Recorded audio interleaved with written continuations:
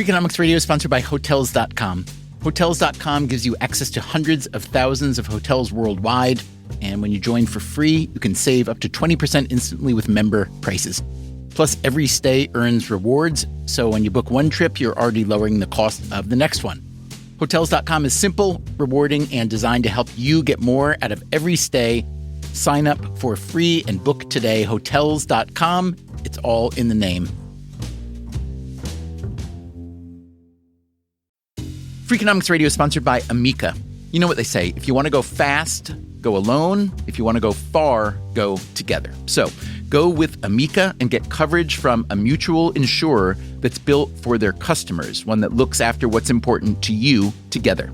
Auto, home, life, and more, coverage that fits your unique needs.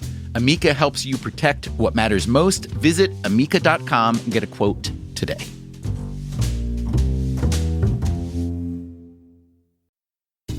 Freakonomics Radio is sponsored by Mint Mobile. Ditch overpriced wireless with Mint Mobile. Cut your wireless bill to $15 a month at mintmobile.com/freak. Upfront payment of $45 for 3 months, $90 for 6 months, or $180 for 12 months. Plan required, $15 per month equivalent. Taxes and fees extra, initial plan term only. Greater than 50 gigabytes may slow when network is busy, includes up to 20 gigabytes hotspot. Capable device required. Availability, speed, and coverage varies. See mintmobile.com.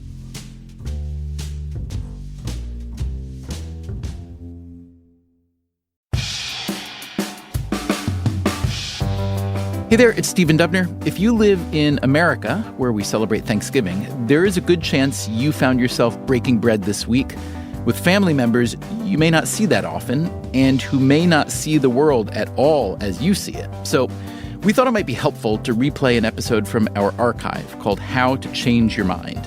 It's also useful even without Thanksgiving, so even if you don't live in America, that's okay too.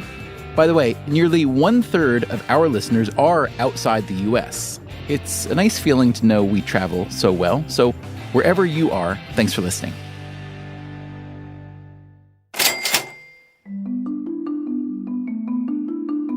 Here's an interesting fact. Legislators in several Republican-controlled states are pushing to eliminate the death penalty. Why is that interesting? Because most Republicans have typically been in favor of the death penalty. They've said it's a deterrent against the most horrific crimes and a fitting penalty when such crimes do occur. But a lot of Republicans have come to believe the death penalty does not deter crime, which happens to be an argument we offered evidence for in Freakonomics. They also say the lengthy legal appeals on death penalty cases are too costly for taxpayers. Some Republicans also cite moral concerns with the death penalty. And so, a lot of them have changed their minds. We've all changed our minds at some point about something. Maybe you were a cat person, you became a dog person. Maybe you decided the place you lived or the person you loved or the religion you followed, that they weren't working for you anymore. But changing your mind is rarely easy, and it's not something you set out to do. Although, if you're like most people, you would very much like other people to change their minds, to think more like you. Because as you see it, it's impossible for the world to progress, to improve, unless some people are willing to change their minds. But like I said, it won't be easy, because changing your mind means admitting on some level that you used to be wrong. It can be seen as an act of weakness, even heresy. Today on Freakonomics Radio, how to change minds, or at least try to. Well, there's no silver bullet. But can't you just present some compelling facts? This model where people just take facts and draw conclusions is completely wrong. The incentives are also tricky. If they were to change their tune, everybody would see them as a loser.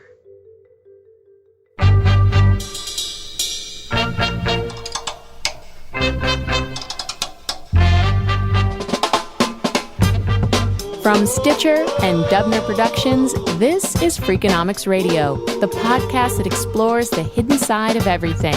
Here's your host, Stephen Dubner.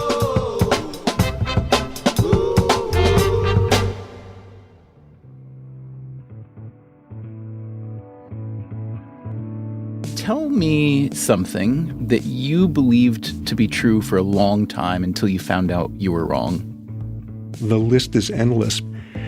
I used to be a very serious pianist, and I was one of the snot-nosed classical ones who was appalled by, nightmares of Ethel Merman and trombones blasting in the background and who knows what else. And then the wonderful person I married turned out to be a musical theater fanatic. And in fact, my wife is a musical theater director. So it wasn't just a case of you accommodating out of love and familial attachment. Your actual preferences changed? Oh, I thrilled at the excitement of, seeing a bunch of barely remembering their lines high school students stumbling their way through Music Man. Or actually, that's not true. I still loathe Music Man. But I actually have come to, like musicals a whole lot. She and I have done 19 of them now together. She's directed. I've been sort of the rehearsal pianist. Oh, boy. You really went, you crossed the border then, fully. Yes. Who is this guy, and why should we care that he's changed his mind? I'm Robert Sapolsky. I'm a professor of neuroscience at Stanford University, and I'm kind of half neurobiologist, half primatologist. For about 30 years, I've divided my time between your basic rat lab neurons growing in petri dishes and then studying populations of wild baboons in the Serengeti in East Africa. So considering that I'm not a neuroscientist, in fact, pretty much as far from it as could be, I do have a sense that the brain and the mind may be two separate things, but I'd love you to comment on the relationship between the two. I am completely of the school that mind is entirely the manifestation of brain. So when there's a change in mind, there's got to be a neurobiological underpinning. Sapolsky, as he noted earlier, has changed his own mind quite a lot. He started early. I was raised as an Orthodox Jew in a major neighborhood specializing in that in Brooklyn.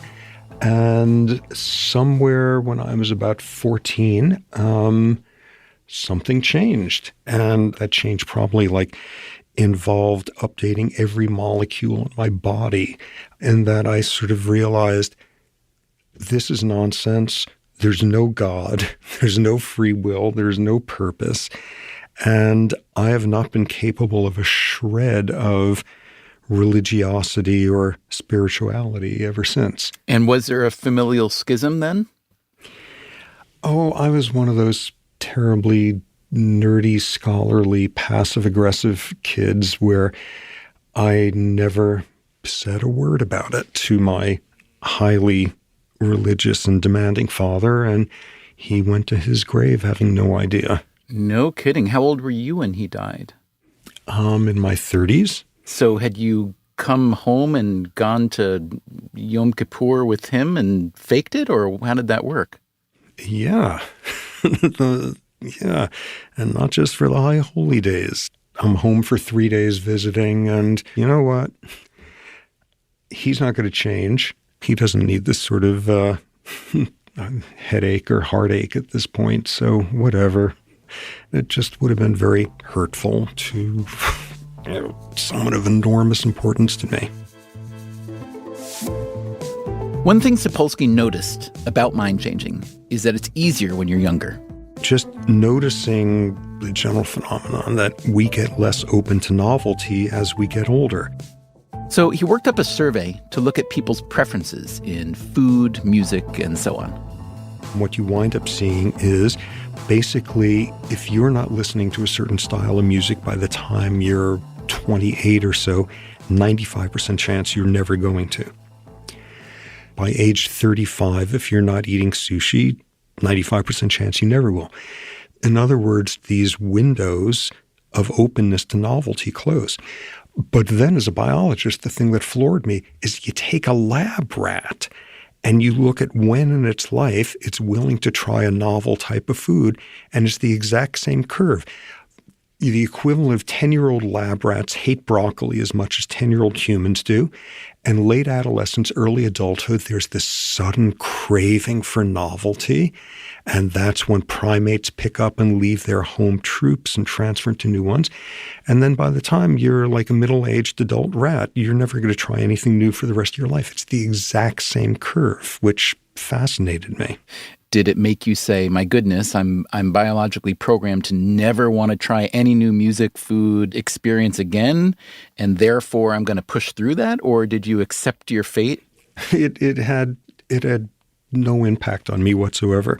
I'm one of those like scientist professors types who's capable of like lecturing on a subject and paying no attention to what I'm saying. Like I've spent my whole life studying about the adverse effects of stress on your health and your psyche, and I'm like the most frazzled, stressed person around. I've gleaned absolutely nothing useful from any of my life work. There are a lot of reasons why it may be easier to change your mind when you're younger. It could be the fact that your brain is simply more plastic then, something scientists assumed for a long time, but now we're starting to question. Or it could be that your positions are less entrenched, so it's less costly to change them. Or it could be that the stakes are lower. The fate of the world does not hinge on whether you are pro-broccoli or anti-broccoli. But as life goes on, now, there's nothing wrong with a little indecision. as the stakes rise, As long as your job doesn't involve any responsibility. changing your mind can get more costly. John Kerry has changed his mind on all these important issues. When Massachusetts Senator John Kerry ran for president against the incumbent George W. Bush in 2004, Kerry's campaign began to crater after it was shown that he'd changed his position, or at least his votes in the Senate, on a number of issues. If you thought you could trust him, you might want to change your mind too. So I think, that's the way that politics itself works. That's Francis Fukuyama. He's a political scientist at Stanford. My work really centers on research and practice about political institutions. In 1992, Fukuyama wrote a book that became a sensation. It was called The End of History and the Last Man. In the late 1980s, as I was following events in the Soviet Union, I said, well, to the extent that there's an end of history, it's going to look like liberal democracy tied to a market economy. In other words, democracy had essentially won, not just the Cold War, but the future. And yet, a lot of the recent political momentum is going in the other direction, toward populism and authoritarianism, with a backlash against globalism. So to what degree do you think your argument was wrong, or at least premature? How confident are you that what we're seeing now is just a backlash and not actually a reversal or an entirely new strain? I'm still reasonably confident. The way I've formulated my hypothesis right from the beginning was that you needed to show not just that there was unhappiness with liberal democracy, but you needed to posit some other form of social organization that was superior or that was somehow going to displace liberal democracy in the way that communism, asserted that it would displace liberal democracy ultimately. And if you look around the world right now, there are competing systems that are not liberal or democratic. So the Chinese have one, Saudi Arabia and Iran have their versions of it. But I actually don't think that any of those alternative models are likely to become, universal in the way that liberal democracy has become in a fairly impressive way the default form of government for very many countries around the world.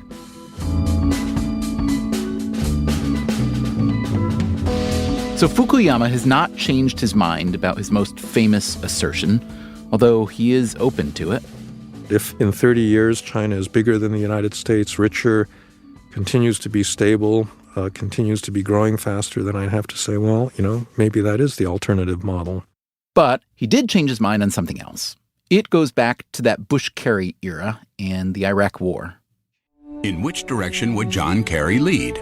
Kerry voted for the Iraq War, opposed it, supported it, and now opposes it again. At the time, Fukuyama was well established as a prominent political thinker. In addition to writing a landmark book, he'd done 2 stints in the State Department. So his views on the Iraq War were taken seriously. I signed on to a letter, a couple of years before the war, saying that the United States ought to take military action. He wasn't opposed to the U.S. desire to intervene and topple a dictator, in this case Saddam Hussein. I think that that's happened in the past and it's had good effects. But as the invasion drew near, Fukuyama did have a concern. My main concern was whether the United States was ready to actually stay in Iraq and convert it into, a kind of stable, decent country. And the United States has not had a really great record in doing this in Central America and Vietnam and so forth. And in the months prior to the war, I began to get increasingly worried that we weren't prepared to actually stick it out. But even I was astonished at how bad the planning had been and how faulty the assumptions were that we were going to be greeted as liberators and that there would be a rapid transition, just like in Eastern Europe, to something that looked like democracy. In retrospect, I wish I had taken a much clearer stand against it before the war actually happened. The U.S. invaded Iraq in March of 2003. I was at a dinner at the American Enterprise Institute in February of 2004. The AEI is a conservative think tank in D.C. Dick Cheney was the featured speaker, and everybody in the room was cheering like this was the biggest success for American foreign policy that, they could imagine. And I just looked around at the people at my table and I said, why are these people clapping? Because clearly this thing is turning into a huge fiasco. And that's the moment that I decided, these people are really nuts. I mean, they're so invested in seeing this as a success that they can't see this reality that's just growing right in front of their eyes. And to this day, I mean, it does seem strange to me that a lot of the people that, were strong supporters of the war, even today, are not willing to admit that that was a mistake. The investment that you're describing, how would you characterize it? Was it more personal, do you think, or more political? Was the thinking more emotional or logical and using logic to find facts that supported the underlying argument? Well, it's both. I mean, there's been a lot of research in social psychology lately, like this model where people just take facts and draw conclusions from them and then base their opinions on that is completely wrong. I mean, that's just not the way people think. They start out with an emotional commitment to a certain idea, and then they use their formidable cognitive powers to organize facts to support what they want to believe anyhow. So the partisan affiliation comes first, and then the reasoning process by which you justify it comes second. And unfortunately, I think affects all of us. We tend to see the world and cherry-pick facts that support our version of the world, and it takes a really big external shock that just clearly proves you wrong. So I understand that even though you were seen as having defected from or abandoned the neoconservative movement, primarily over the Iraq War, that you were not met so warmly by the left where you moved to. You said in 2006, I've gotten many emails that said, in effect, well, you're trying to apologize, but you've got blood on your hands. We don't accept your apology. Yeah, it's interesting. You're seeing a similar process with a lot of other neocons right now. The neocons as a group have been the core of the Never Trump conservative movement, all of whom had been big supporters of the Iraq War and of George W. Bush, have really turned against Trump in a big way. And there are a lot of people that are not willing to accept them. They say, it's too late. Exactly those words. You've got blood on your hands. And, I think that is a unduly rigid position, because in that case, no one should ever change their mind. They should never be hit on the head with reality and then realize that, they've got a different position that they should take. When we talk about changing your mind, we need to acknowledge that every situation is, of course, different. Let's say someone in your family holds a position that you find odious. Why do you find it odious? Maybe you think they're ignoring the facts. But can't people hold different positions based on the same facts? Maybe you feel their position lacks moral reasoning. But who said morality is one size fits all? Or maybe, just maybe, they hold the opposite position simply because it is the opposite. Suppose a person has some idea about something which doesn't correspond to reality. It may be that they derive pleasure from having this idea in itself. That's Julia Schvetz. She's an economist at Christ's College, Cambridge. I study people's decisions empirically in order to understand better what drives people. And in the case of someone deriving pleasure from an idea that you disagree with, in that case, you have to ask yourself whether it's actually to their benefit for them to be changing their mind. this idea that we can be so invested in our beliefs, even if we suspect they are wrong, Schvetz has found evidence of this in her research. The incorrect vision of the world may actually deliver some benefit to them. And she's found this effect not just in models or lab studies, but out in the real world, where people are constantly making decisions about their work, their families, their lives.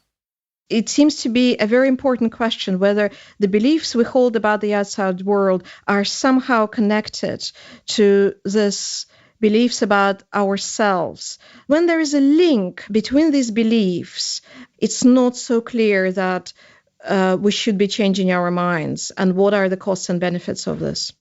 Consider, for instance, an expert who's dedicated their career to a certain policy or line of thinking. What happens in the face of new information? Do you seriously reconsider your long-held position and go against the tide you've been swimming in? A lot of times you just feel uncomfortable if you say things that disrupt a consensus, and you just don't want to do it. Francis Fukuyama is recalling his change of mind on the Iraq War. A lot of my friends were very, very heavily on the other side, and I lost a lot of them. I haven't spoken to several of these friends since then. There are two separate questions, whether the person should change their mind and what the effects are for him, and then what the effects are for other people. There's another factor that Julia Schvetz sees as contributing to our reluctance to change our mind: confidence, or more accurately, overconfidence, our own belief that we are right even in the absence of evidence. Just how much unearned confidence is floating around out there? Consider a recent study by Schvetz and some colleagues that surveyed over 200 managers at a British restaurant chain. They averaged more than 2 years on the job, and their compensation was strongly tied to a performance bonus. I mention the bonus because it's related to the survey that Schvetz administered. The managers were asked to recall their past performance and to predict their future performance. Presumably, they should have had a pretty good grasp of their standing. What we found is that only about 35% of managers were accurate about the quintile of the performance distribution they were falling into. In other words, barely a third of them were able to correctly say whether they fell in the top 20% of all managers, or the bottom 20%, or another 20% block somewhere in the middle. And 47% of managers were overconfident about it. And these were people who had detailed feedback about their performance every quarter, which is a lot more than most employees get. So the next question we asked is, how is it possible that people remain so overconfident when they have so much information? This is where memory comes into play. Or maybe you'd call it optimism or delusion. People who did worse in the previous competition tended to remember slightly better outcomes. People seem to be exaggerating their own past performance in their head when this performance is bad. So what we conclude from this is that people use memory selectively. They remember good outcomes and they tend to forget bad ones. So maybe it's not so much that people refuse to change their minds or refuse to update their priors, as economists like to say. Maybe they just have self-enhancing selective memories. The data we observe are consistent with them making a choice to suppress some past information. But there's also the possibility that people who've been at something for a while, who may consider themselves expert, that they simply don't believe that non-experts have information that's worth paying attention to. So I was in the State Department in the policy planning staff in 1989. Francis Fukuyama again. And in May of 1989, after there had been this turmoil in Hungary and Poland, I drafted a memo to my boss, Dennis Ross, who was the director of the office, that sent it on to Jim Baker, who was the Secretary of State, saying we ought to start thinking about German unification, because it didn't make sense to me that you could have all this turmoil right around East Germany and East Germany not being affected.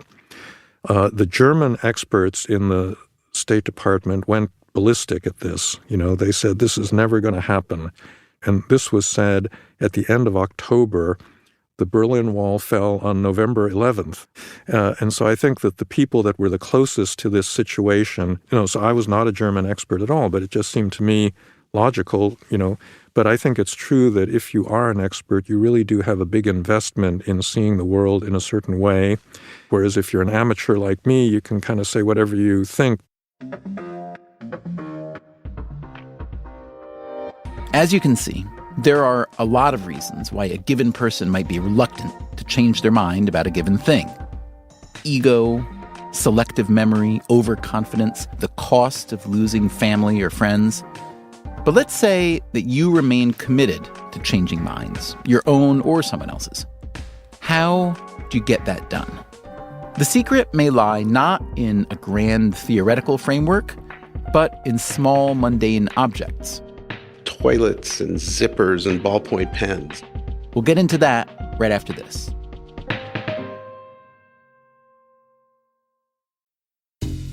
Freakonomics Radio is sponsored by Cash App.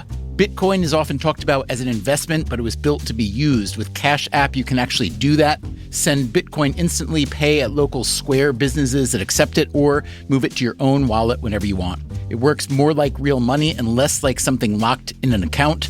For a limited time, new customers can get $10 added to their balance. Just use code CashApp10 when you sign up. And don't forget this part, send at least $5 to a friend in the first 2 weeks.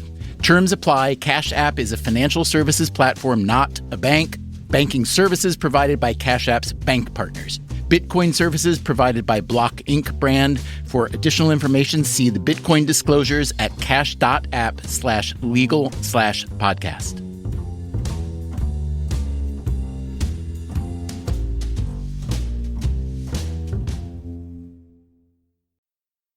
Freakonomics Radio is sponsored by Figure. Did you know that 40% of homeowners own their home outright? If that's you, don't let your equity sit idle. Tap it with a home equity line of credit. Figure, the #1 non-bank HELOC lender in the U.S., helps tap equity you've built in your home so you can do things like tackle a renovation or pay down debt. HELOC is a line of credit secured by your home. You can draw what you need, repay, and draw again. Figure offers a 100% online application. Get approved in 5 minutes and funding in as few as 5 days. It's faster than a bank loan and cheaper than a personal loan. Check your rate today without impacting your credit at figure.com/Freakonomics. This post is sponsored by Figure, NMLS ID 1717824. Figure is an equal housing lender. For more information about their licensing, visit nmlsconsumeraccess.org. Figure's HELOC is subject to credit approval and terms apply. Freakonomics Radio is sponsored by Ozempic. Innovation happens through rethinking what's possible, and when it comes to GLP-1s, Ozempic pill does just that. Learn more about Ozempic semaglutide tablets, 4 and 9 milligrams, by calling 1-833-OZEMPIC or visit Ozempic.com to view the medication guide and ask your doctor what's possible with FDA-approved Ozempic pill.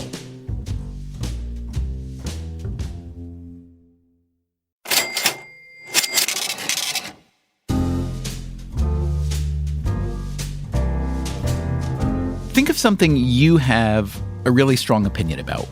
Maybe the best ways to address climate change, the perils of income inequality, how to balance privacy and security. Now think about why you have such a strong opinion. How well do you think you could explain your position? If you're forced to give an explanation, you have to really understand, and you have to confront the fact that you might not understand. Whereas when you give reasons, then you do what people do around the Thanksgiving dinner table. They talk about their feelings about it, what they like, what they don't like. That's Stephen Sloman. I'm a professor of cognitive, linguistic, and psychological sciences at Brown University. And that means, in a nutshell, that you'd try to understand what? I try to understand how people think. Easy question first. How do you get someone to change their mind? Well, first of all, there's no silver bullet. It's really hard. But if you're going to try, the first thing you should do is try to get them to change their own mind. And you do that by simply asking them to assume your perspective and explain why you might be right. If you can get people to step outside themselves and think about the issue, not even necessarily from your perspective, but from an objective perspective, from one that is detached from their own interests, people learn a lot. So given how hard it is for people to assume other people's perspectives, you can see why I started my answer by saying it's very hard.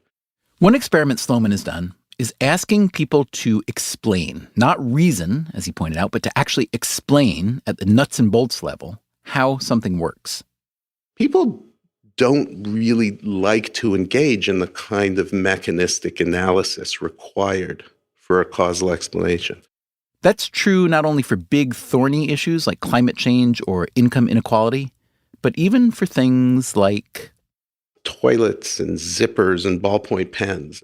Unless you are a plumber or you make zippers or ballpoint pens, you probably can't explain these very well, even though before you were asked the question, you would have thought you could. This gap between what you know and what you think you know is called, naturally, the illusion of explanatory depth. So the illusion of explanatory depth was first demonstrated by a couple of psychologists named Rosenblatt and Kyle, and they asked people how well they understood how these things worked. And people gave a number between 1 and 7. And then they said, okay, how does it work? Explain in as much detail as you can how it works.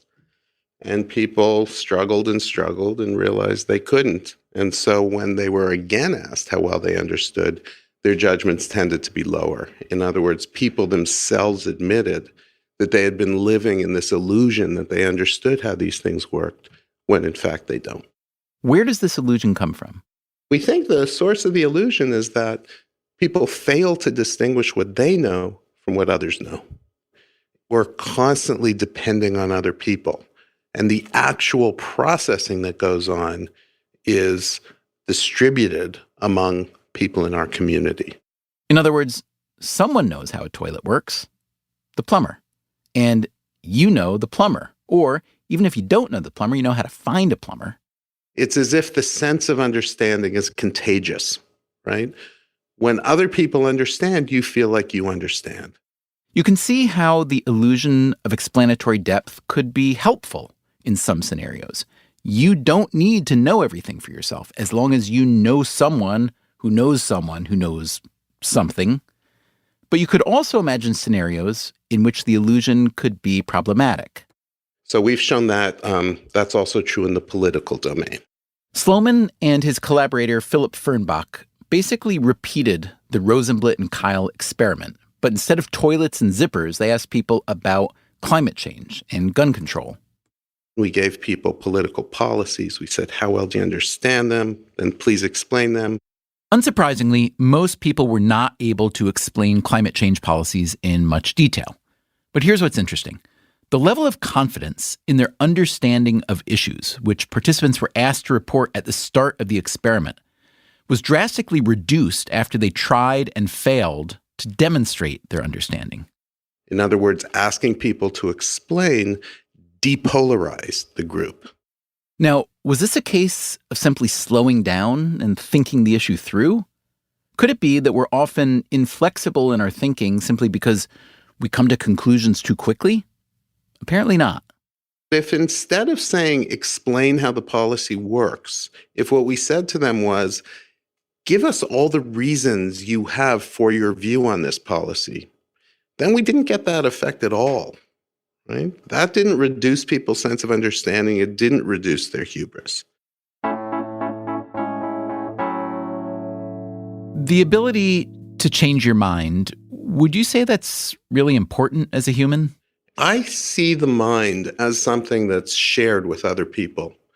I think the mind is actually something that exists within a community and not within a skull. And so when you're changing your mind, you're doing one of two things. You're either dissociating yourself from your community, and that's really hard and not necessarily good for you, or you have to change the mind of the entire community. And is that important? Well, the closer we are to truth, the more likely we are to succeed as individuals, as a species. But it's hard. Do you think that most of us hold the beliefs that we do because the people around us hold those beliefs? Or do you think we're more likely to assemble people around us based on the beliefs that they and we hold? I think the former is more often true. That is, we believe what we do because the people around us believe what they do. This is the way humanity evolved. We depend on other people. And it's not simply a matter of getting us to think more independently. I actually think that this is one of the major problems with the kinds of solutions people are talking about today for our current political problems. I don't think the solution is give people the information they need. More information can be good if it's very well filtered and curated, but that's not easy to do in an unbiased way. That's Matthew Jackson, an economist at Stanford. Yes, I realize this episode is leaning heavily on Stanford professors. Anyway, Matthew Jackson studies social and economic networks. So, in particular, how the structure of social interactions affects people's behaviors. Anything from how our opinions form to whether we decide to vote for a certain candidate. Here's something Jackson has changed his mind about. One thing I used to think was that people, if you gave them the same kinds of information, they would make decisions the same way. They might have different experiences in their past, different influences, but somehow the fundamental ways in which they'd think about things and process things is the same. That, however, is not what the data say. The more you look at data, and in particular, the more you look at experiments where people are faced with facts or information, you realize that some people are very single-minded. In one experiment, Jackson also asked people about climate change. He had everyone read the same batch of abstracts from scientific articles. We asked people their opinions before they went into the study, and you could see that people looking at exactly the same article would interpret it very differently depending on what their initial position was. So again, information isn't necessarily the solution. In fact, information can be weaponized. There was a group of about a quarter to a third of the subjects who actually became more polarized, who interpreted the information heavily in the direction of their priors and actually ended up with more extreme positions after the experiment than before. We've talked about this phenomenon before on the show, that well-educated people who consume a lot of information tend to hold disproportionately extreme views, apparently because they're really good at seeking out information that confirms their priors and ignoring information that might run counter. One aspect of people seeing exactly the same information and coming away with different conclusions is how we interpret and store information in our brains.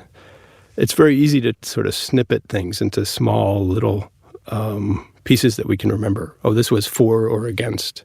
We don't like breaking things down in detail. We just most of us like to have a superficial understanding. Stephen Sloman again. Why do you think Obamacare is good or bad, whatever you think about it? Now, the fact is most people have very little to say about that, right? Most people just have a couple of slogans, right? They have the Republican slogan, they have the Democratic slogan, but they don't actually know about Obamacare because, after all, it's a 20,000-page document. like to say even Obama doesn't understand Obamacare. But even if Obama does understand Obamacare, there's a question of whether his understanding is unduly circumscribed by the people around him. People tend to associate with other people who are very similar to themselves. So we end up talking to people most of the time who have very similar past experiences and similar views of the world. And we tend to underestimate that. People don't realize how isolated their world is. You know, people wake up after an election and are quite surprised that anybody could have elected a candidate that has a different view than them. So one antidote to inflexible thinking is simply balance. In worlds where our network is well balanced and we're actually eventually incorporating everybody's viewpoint, this system works extremely well. Unfortunately, a great many of us are quite bad at creating diverse, well-balanced networks. And there's a reason for this, a reason we struggle to listen to opposing voices and, therefore, have a hard time changing our minds. We are basically hardwired to divide the world into us and thems, and to not like the thems a whole lot. That, again, is the half-neurobiologist, half-primatologist Robert Sapolsky, who's changed his own mind many times. The domain that I'm most interested in these days is that change thing of turning thems into us's, and how do we do that? And what the studies tend to show is take somebody else's perspective. Try to go through what somebody else's rationalizations are, individuate somebody, break them out of being an automatic them, and think about, do they like the same pets that you do? Do they love their kids? Look at a picture of them singing lullabies to their children. Look at a picture of them enjoying the same food that you do. Contact. And this has been floating around for decades as a theory. Give people of thems enough contact with each other and they turn into us's.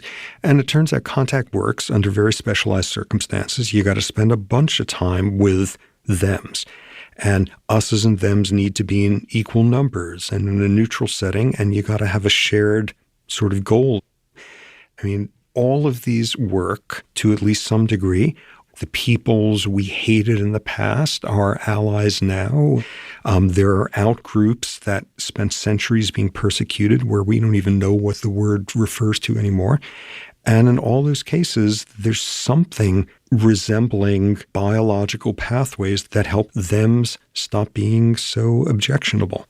So before this conversation, if you had asked me what are the primary barriers that keep someone in a given situation from changing their mind, I would have certainly opted for the social and economic explanations. But it sounds as though you're saying a larger share would go to the physiological and biological reasons. Is that right? Well, the really irritating thing I would say is that the two are one and the same.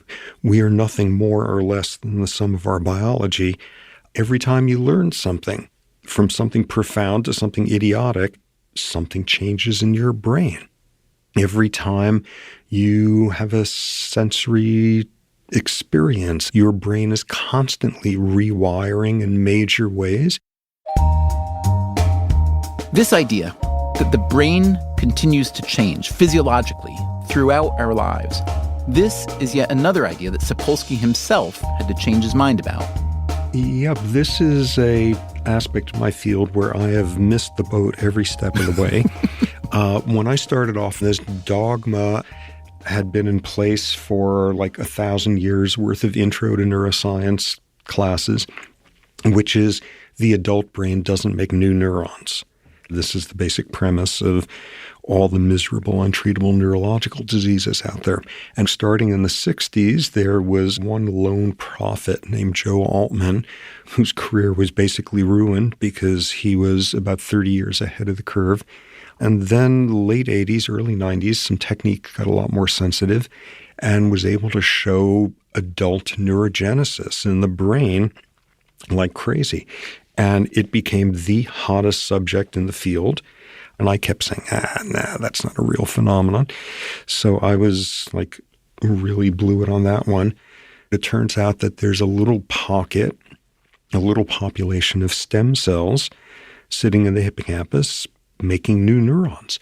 And what was even better was it made them at all the logical times in response to learning, stimulation, exercise. And a ton of work showed that these new neurons actually are useful and they're critical for new types of learning.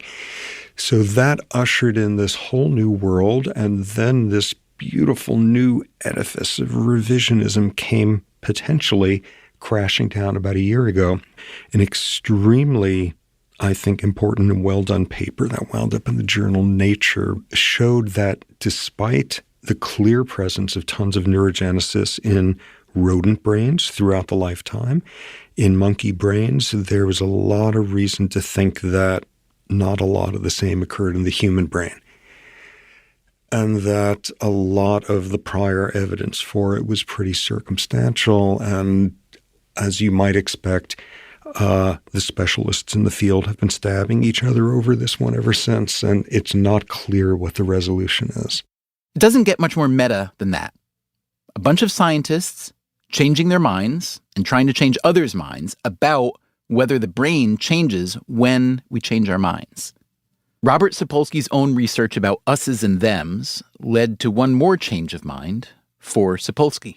I would say the biggest thing that came out of that is I am in every fiber of my soul a profound pessimist, and like sitting and obsessing for 3-4 years on what we know about the biological roots of humans being rotten to each other and humans being kind to each other, there's actually a fair amount of room for optimism. So your belief was that humans are disproportionately cruel to each other? That was the old belief, and the new belief is that that is not necessarily the case? We're pretty lousy to each other, but the basic paradox of humans is simultaneously we are the most miserably violent species on this planet, and we are the most cooperative. We do stuff which, from the standards of evolution of cooperation, game theory, all of that, would make, stickleback fish just flabbergasted at how cooperative, how altruistic we are, how often we could do that for strangers. Each one of us, depending on the context, can be awful, can be wonderful, or ambiguously somewhere in between. Coming up next time on Freakonomics Radio, are you one of those people who comes up with inventions at home? Some of these inventions are driven by efficiency. My job was to cut up the firewood, so of course I made an automated device. And some by need. If I could just drink the juice box, I would be fine. But I was paralyzed. But this kind of invention has fallen off lately. And as a result, we have this malaise in the economy. And so we need to work on that. Home production, it turns out, is a secret ingredient for a thriving economy. That's next time on Freakonomics Radio.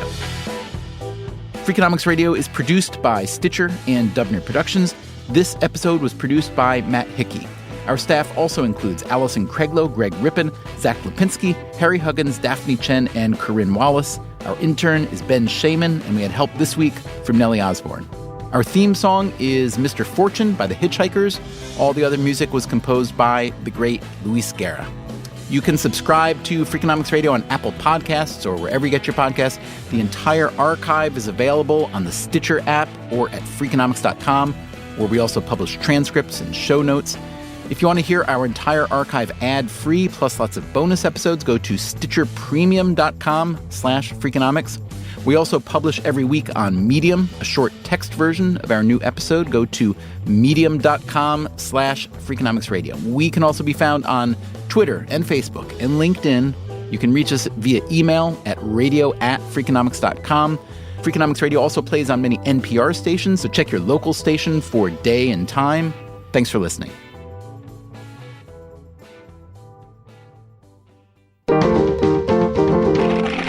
Stitcher.